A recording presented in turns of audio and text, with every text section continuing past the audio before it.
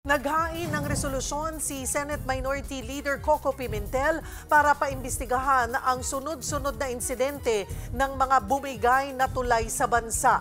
Ang gusto ni Pimentel, Senate inquiry tungkol sa issue. Kasunod yan nang nag-collapse na bahagi ng tulay sa Isabela noong nakaraang linggo kung saan 6 ang sugatan. Kasabay nito, nag-volunteer na rin ang Senate Minority Leader na tumulong sa pagbalangkas ng rules of impeachment para sa trial ni Vice President Sara Duterte. Tingin tuloy ni Senate Rules Committee Chair Francis Tolentino, masyado umanong nagmamadali si Senator Pimentel. Let's wait for the decision of the Supreme Court. Nung isang araw nga, nasabi ko, kung nagmamadali si Senator Pimentel, simula na niya, I will designate him as a special chairman of a subcommittee on impeachment amendment rules. Sa puntong ito, makakausap natin si Senate Minority Leader Coco Pimentel. Magandang tanghali po sa inyo, Senator Pimentel. Salamat po sa oras. Cheryl, magandang tanghali at sa lahat po ng nakikinig sa atin. Senator, unahin ko na pong kunin yung inyong reaksyon sa sinabi ni Senator Francis Tolentino na kung nagmamadali ka ay simulan nyo na raw ho yung impeachment. Well, ang nagmamadali actually, ang Constitution. Yung forthwith, yes. wala naman yan sa bokabularyo ko eh. Natutunan lang natin yan dahil nasa Constitution eh. Opo. So ang ibig sabihin ng forthwith, kilusan agad. Immediately, wag nang magpa-delay pa. Yun po yung ibig sabihin niyan. So, ang Constitution po ang nag-uutos sa Senado. So lahat kaming 23 na senador ngayon, dapat yan ang aming nararamdaman. Na yan ang utos ng Constitution sa amin na kumilos na agad. Opo. May word na agad, agad. So yun po yun. So hindi ako yung nagmamadali. Kaya ako'y nadidismaya na parang naghahanap ng papasahan ng bola ang mga nasa majority para lang alam mo na hindi sila makakilos agad. Opo. Senator Coco, para po mas maintindihan ng mga kababayan po natin, merong mga kababayan tayo na regardless kung susimulan agad or hindi, wala lang reaksyon. Pero may mga kababayan tayo din na ano ba talaga, bakit hindi masimulan? Ang naririnig lamang po ay hindi naman daw kailangan kasing tumawag ng special session. The reason why hindi ito masimulan ay naka-break ang Senado. Para po mas maintindihan po ng ating mga listeners at ng ating viewers, bakit nga ho ba ganito katagal? Cheryl, pasensya na sa sagot ko. Nagpo-pause ako kasi may echo. Opo. So medyo hindi natural yung aking pananalita. Opo. That's okay po. Well, dapat kasi talagang kinilusan na agad yan. Kasi ang Senate bilang impeachment court ay utos yan sa Article 11 ng Constitution. Ang title ng Article 11, Accountability of Public Officers. Yung Senado na naka-break, kasama yan sa House of Representatives, naka-break kami bilang lehislatura sa paggawa ng batas, naka-break kami. At nahanap yung break na yan sa Article 6 ng Constitution. So, ibang artikulo yan. Yung naka-break na Senado, naka-break sa trabahong paggawa ng batas, Article 6. Ang utos ng Constitution na sa Article 11, pagka merong impeachment na final sa Senado, mag-hearing kayo agad. Yun. So, iba po ang ating legal basis. Kaya ako'y parang nadidismaya at disappointed sa English dahil hindi ko maintindihan bakit pati yung pagdisenyo ng Constitution na hiniwalay nga yung trabaho na yan Senado bilang tagagawa ng batas, Article 6. Senado bilang impeachment court, Article 11. Hindi ba nila alam yun? Hindi ba nila nakita yun? Ang dali-daling tignan. Ibuksan lang yung Constitution, kita mo na eh. And is this something po na na-bring up nyo na po mismo? Like nakapag-usap po kayo talaga ni Senate President Jesus Codero? Kasi mga kapwa-abogado naman kayo na Rita na alam nyo ang laman po nitong konstitusyon. Alam niya rin yan. Pati si Majority Leader, abogado yan. O yun po. Si Senator Tolentino, abogado Yes, yan. also. Opo, yes. At sa aming tatlo, pinakamatanda sa aming tatlo, si Senator Tolentino. Aha. Di senior lawyer namin yan. Ang problema, ito lang ang problema talaga.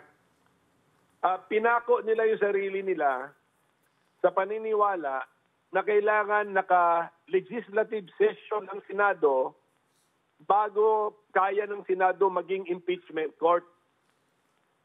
Doon ako hindi naniniwala kasi para sa akin, iba yung legislative session, iba yung court session.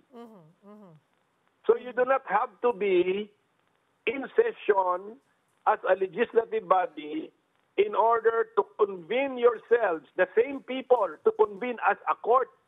Ang aking point, kahit na naka-break kami, magsama-sama kaming mga senador sa isang formal na session hall at i-call to order namin ang korte. The Senate as an impeachment court is now called to order. Bang! Pagbang na ng gabi ng SP, yun na yun! With this, Senator Pimentel, dahil nga po hindi pareho yung interpretasyon ninyo, who can decide on this? Kayo pa rin po ba sa Senado or this is something na dapat po ay desisyonan ng Korte Suprema talaga? Yung desisyon ng Supreme Court, pwedeng makaguide sa amin yon. Opo. Pero siyempre ang mga proseso sa Korte, kakain ng oras yan eh. Baka nga yung decision pa niya, lampas pa ng June 2 eh. Diba? So, kailangan dinidesisyonan na namin ngayon yan. Pero unfortunately, pati ako, aaminin ko, na majority rules sa Senado.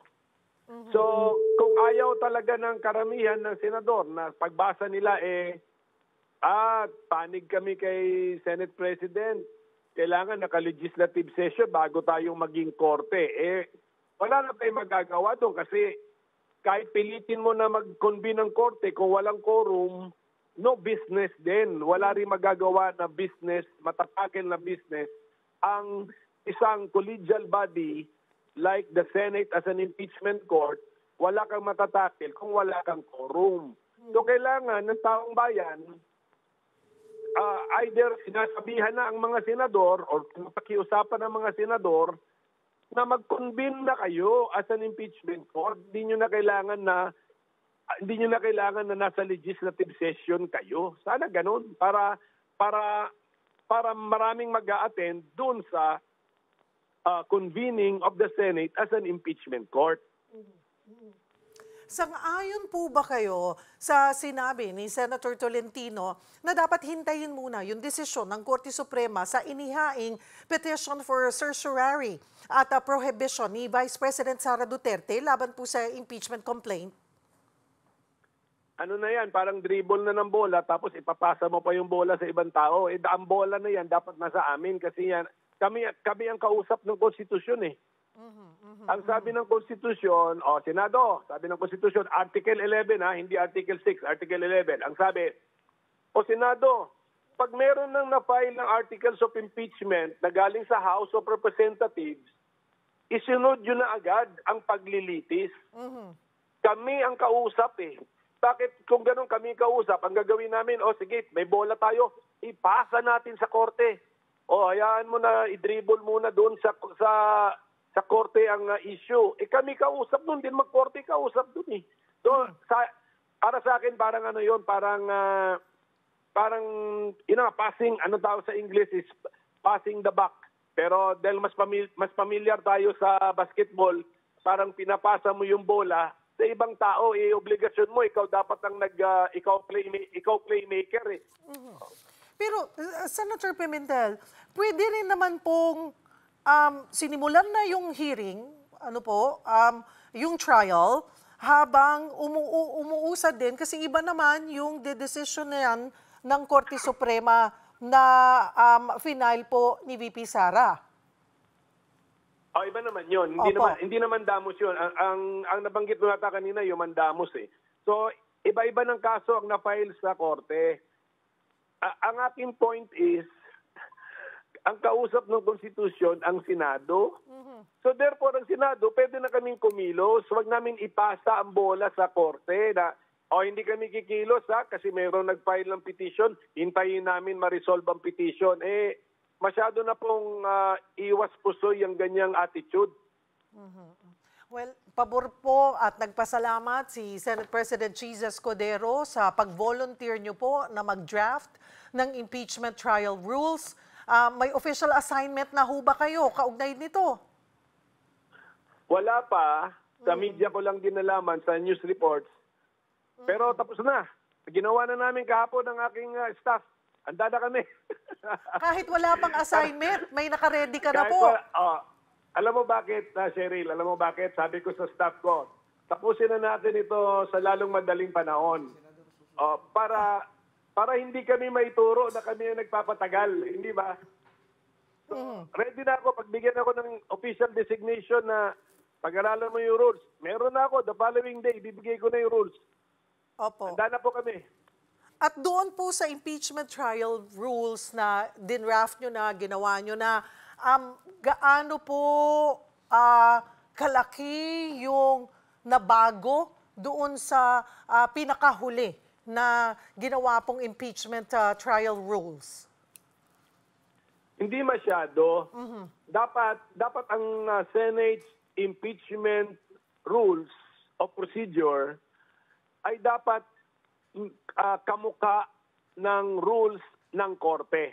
Okay. Hindi ka dapat masyadong lalayo doon kasi ang impeachment, sinasabi natin na may halong judicial plus political. So, yung judicial, dapat yung forma kamukha ng judicial sa forma.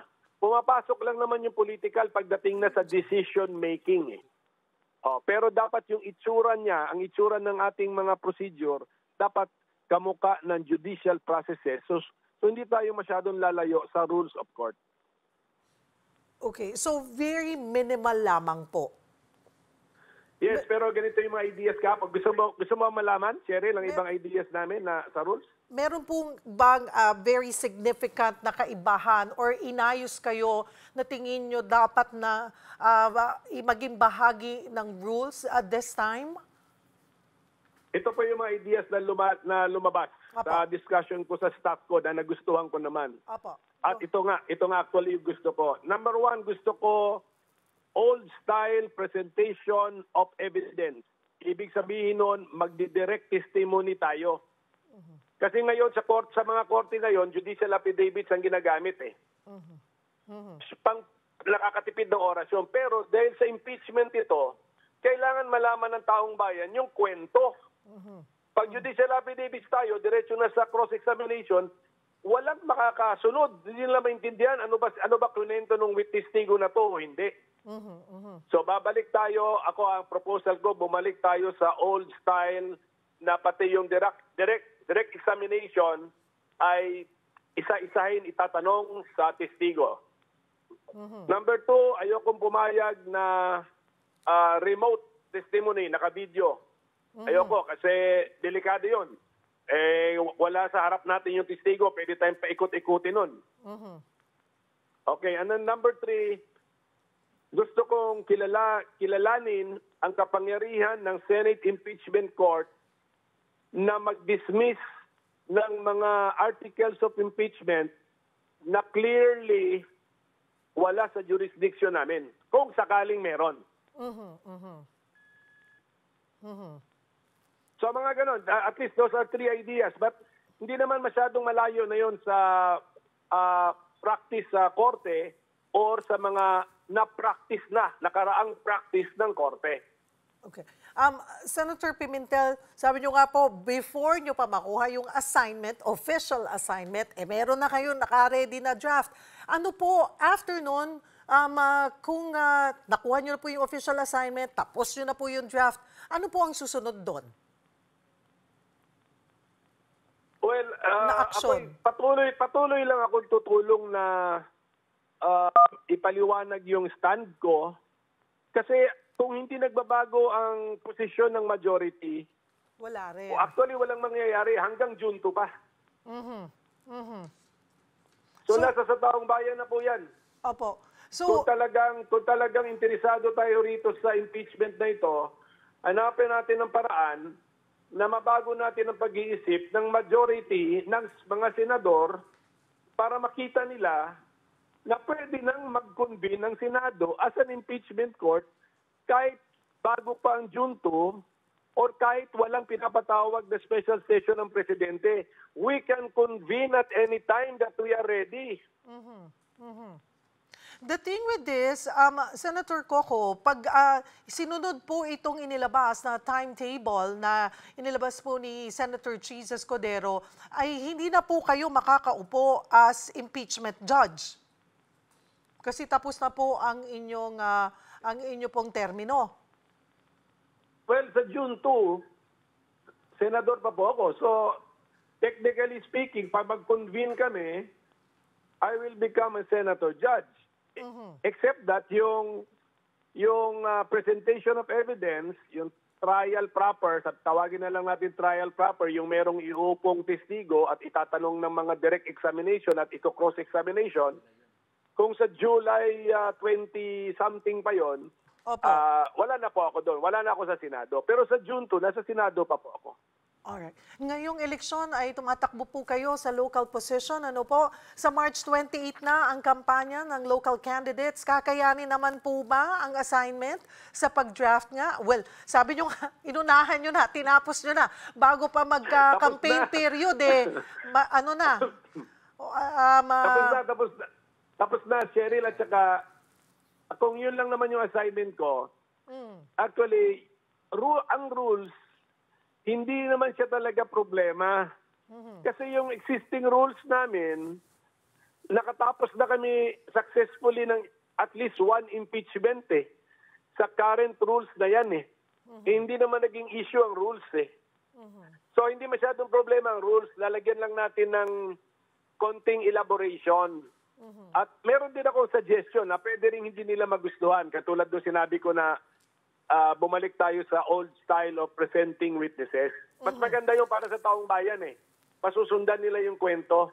At anyway, ang impeachment kasi, once in a while lang naman ito. Once in a blue moon Kaya hindi yung pag-shortcut sa mga testimonya, hindi natin masyadong concern yon. Unlike sa korte na 300 ang caseload niya, 600 ang caseload ng mga RTC.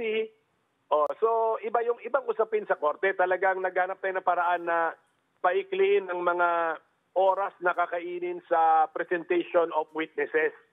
Sa impeachment, once in a while lang ito. So pag nandiyan ang impeachment, pakinggan natin. Spontaneous ang testimony ng witness. Senator Pimentel, tingin nyo ho ba, madidinig po tayo or may pag-asa pa na mas mapaaga ang pagsisimula po ng trial? Kung mas marami ang maintindihan yung aking posisyon or posisyon din ng ibang mga experienced na abogado, let us say, sa mga kababayan natin, naintindihan nila yung posisyon ko na Article 11 pala yung impeachment, hindi naman pala yan sa Article 6 na trabaho sa legislatura. Ibang trabaho pala yan, karagdagang trabaho pala yan na binigay sa Senado, na kahit na naka-break sila, pwede nilang gampanan. Actually, Cheryl, nasa rules nga ng impeachment rules sa Senado, kung meron ka ngang legislative agenda, i-postpone mo muna. Kasi unahin mo yung impeachment agenda. Nasa rules yan ko. Kaya nga, ngayon na naka-break kami from legislative work, dapat na ito yung tamang timing na mag-impeachment court kami. So, klaro-klaro ngayon, nasa existing rules nga namin yan na kung sakaling sabay na may trabaho kayong impeachment court, tapos may trabaho kayo na legislatura, isuspend nyo muna yung trabaho ninyo sa pagiging legislatura. Pagbigyan ninyo yung trabaho ninyo bilang impeachment court. Andyan yan sa existing rules ngayon. Rule 10 o Article 10. So, basahin na lang po nila lahat yan at i-connect nila para makita nila yung spirit ng batas. Ano yung spirit ng aming mga rules? Ang impeachment, minamadali yan. Hindi lamang para paalisin yung na-impeach na official, pero para din malaman na nung impeach official kung tanggal ba siya o hindi, guilty ba siya or not guilty. Pag not guilty siya, balik na siya sa trabaho niya. Yan yung spirit behind everything. Hindi mo iahangin yan na pati yung impeach official ay nakahanging din siya. Hindi na niya alam anong future niya, anong kinabukasan niya. Gusto na rin niya malaman, guilty ba ako or not guilty? Pag not guilty ako, sabihin niyo na para wala na akong sakit ng ulo. Tuloy-tuloy na ang pagsiservisyo ko. That is the spirit of all of these rules. But then again, sabi nyo nga po, Senator Pimentel, ito po ay kahit na, klaro po, naintindihan po namin, ordinaryong mamamayan, kung ano po yung nakalagay sa batas, ano yung dapat na aksyon agad ng Senado sana dito po sa impeachment. But then again, desisyon pa rin ng majority ng Senado. Ito pong pagsisimula, kung kailan sisimulan ang impeachment trial. Correct. Pero ang mga senador, alam naman nila na ang mandato nila galing sa taong bayan at saka para ang mga senador being politicians, in touch naman yan sila sa taong bayan eh. So yung taong bayan, pwedeng ipaalam sa kanila kung ano na ngayon yung gusto nilang mangyari dito sa impeachment na ito. Marami pong salamat sa inyong oras, Senate Minority Leader Coco Pimentel.